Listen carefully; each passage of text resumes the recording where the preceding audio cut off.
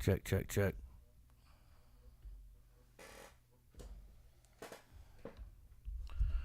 Hold on, let's get this going. Make sure everything's working perfectly. How come I can't hear?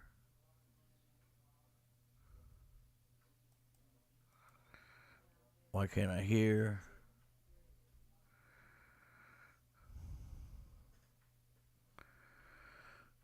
Okay. Here we go, folks. What's up, my Super Saiyan Blues? How are y'all doing tonight? AJ here, and this live stream is a live stream that I didn't think I was gonna have to do anytime soon. I figured it would be another person before this person, but we're gonna go ahead and let's go ahead and talk about it.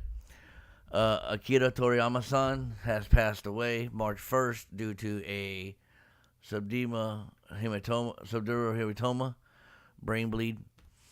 This right here on the screen that I have on the left here is the official announcement. We're gonna read it, and then I'm gonna talk about my thoughts on it, and then that'll be the end of the stream. It's not gonna be a long stream, folks. I don't want to take a lot of time. I'm not trying to get monetized for this. I just want to give my thoughts and feelings on it and how and everything. So, without further ado, let's go ahead and get started with the official thing. It says, "Dear friends and partners, we are deeply saddened to inform you that manga creator Akira Toriyama has passed away on March 1st due to acute subdural hematoma." And let's see, subdural hematoma forms the surface of the brain. So it was a brain bleed that he had. Don't know how he got it. He was 68 years old. It is our deep regret that he still has several works in the middle of creation with great enthusiasm, as he would have many more things to achieve. However, he has left many manga titles and works of art to this world. Thanks to the support of so many people around the world, he has been able to continue his creative activities for over 45 years. We hope that Akira Toriyama's unique world of creation continues to be loved by everyone for a long time to come.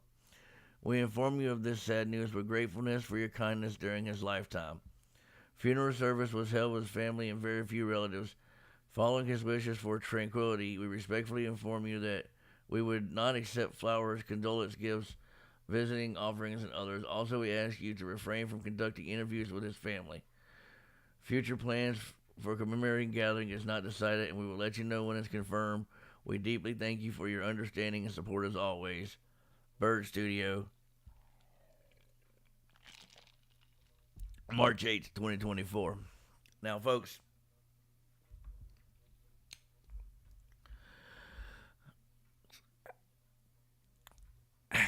I don't know how I feel. Half of me wants to cry, half of me just wants to be overly thankful and gushing. Let's go ahead and take this off the screen real quick, and just go back to my regular background, so we can discuss it. um, I've got to say, as somebody who grew up in southern America, Louisiana, Texas, I did not have access to any animes and stuff till probably my seventh grade year in junior high, where I learned of a movie called Akira. Watched that and ended up watching Yu Yu Hakusho on TV or something. Uh, I remember I was either a sophomore or a freshman or a sophomore. I can't remember exactly when, but a friend of mine who happened to be of Japanese descent had a Shonen Jump and was reading, and it had Goku in there. And I asked him, I was like, "What is that?" And he goes, "Oh, that's Dragon Ball." Or Dragon Ball. I think it was about the time Dragon Ball Z was about to come out. I'm not real sure about the times off the top of my head. I'm old and I forget shit, and I never want to say it because I don't know the story times and everything. And I don't want to be like this, and this, and people are like, well, you're wrong. Well, whatever. I know when it was. Um, so he gave me a bootleg tape from Japan that he had of, I can't remember if it was Raditz or it was, no, it was Raditz's arrival to Kami Island, because he only taped like 2 episodes, so it was like that episode and the one right after that before Gohan gets kidnapped by Raditz. And I was like, oh, that's cool. Well, I think later on that year they started playing it on TV on Cartoon Network, and I was a teenager, so I come home and I watch it after school and whatnot. And I remember the greatest time ever was the Goku Frieza fight when Goku went Super Saiyan for the first time. The explosion of anger, the electricity, the I will not let you. I am the light in the darkness. I am, all that stuff. The hero speech, that was just amazing to me. So that's how I got started in on the Dragon Ball stuff. And I didn't consider myself really a huge fan until my late 20s. When we had no Dragon Ball. I mean, we didn't get anything new Dragon Ball wise until 2015, which was Battle of Gods. Right? Or no? Yeah, yeah. And so we hadn't had nothing Dragon Ball wise for a long time, but I was still a fan. I was watching all the old stuff I could. I had to go back because I didn't know there was a Dragon Ball because I wasn't that huge of a fan. So I had to go back and watch Dragon Ball. And see, this is the thing, folks. This is the thing about being a Dragon Ball person. You need to watch Dragon Ball and then Dragon Ball Z so you can understand what's going on. I mean, there's totally different shows, but Goku and Z is totally different than Goku and Dragon Ball. But the Dragon Ball Goku, you have to see that story to understand the Dragon Ball Z Goku, and then the Dragon Ball Super Goku, and whatever, and then maybe the Daima Goku we're gonna get, and whatever after that. Because I'm pretty sure there was things done and things working on, so are close to done. So even though he has passed on, I do believe Daima was probably already done, however many episodes or however long it's gonna be, and maybe Super 2 or whatever they were going to work on next was already in the works, and maybe got halfway through that. I'm positive. Okay, I don't know about that. But yes, thank you, Pizzetti and Jerry Don. Rip to Toriyama, yes. Back to what I was saying.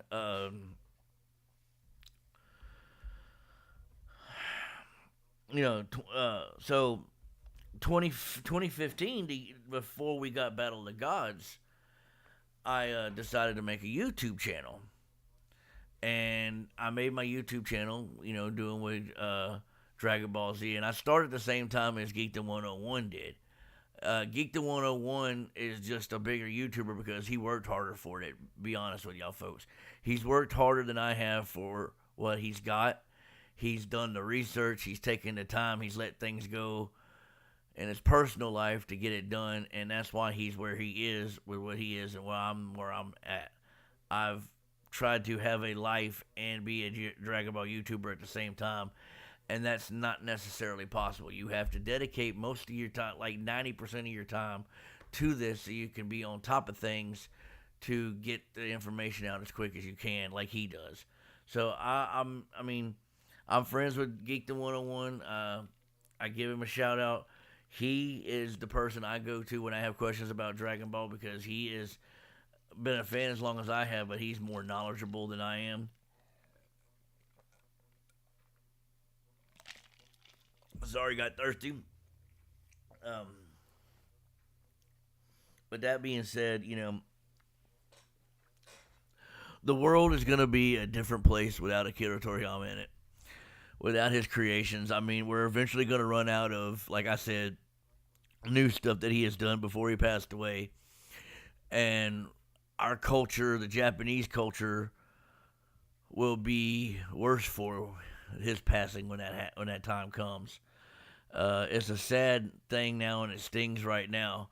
But what I what I mean is down the road when we have nothing else of him produced, all we have is what's left. It's gonna be sad because we'll be wanting things that we can't get any longer. Um, Now I'm gonna break off into my own little story real quick again about the Dragon Ball and how Toriyama and Dragon Balls helped me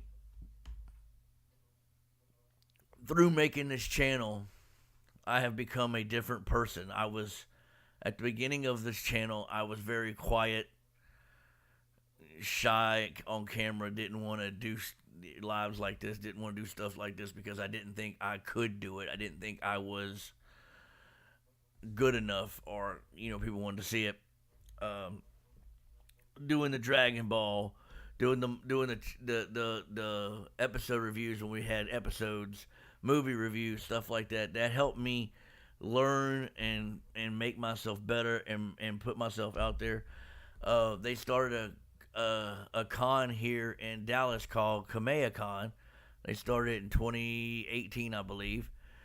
And 2018 and 2019, they were in Los Colinas at the hotel over there. And the last four after that were in, or the last three after that were in Allen at,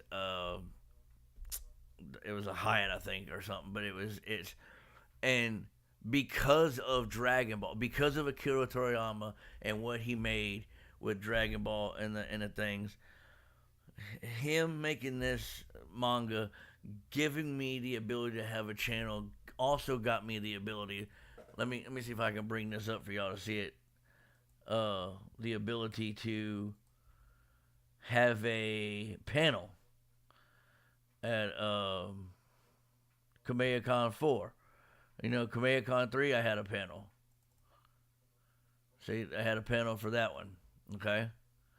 And then as Kamea 4, I had a panel for, and Kamea 5, I had a panel for. So, without Akira Toriyama's creation, without me finding it the way I did, and without me wanting to do something with it, I would have never got those panels. I would never have been known by many in the Dragon Ball community that I am known by. The voice actors wouldn't know me like they do. I would not be friends with Josh Martin or Chris Rager or the voice of Trunks.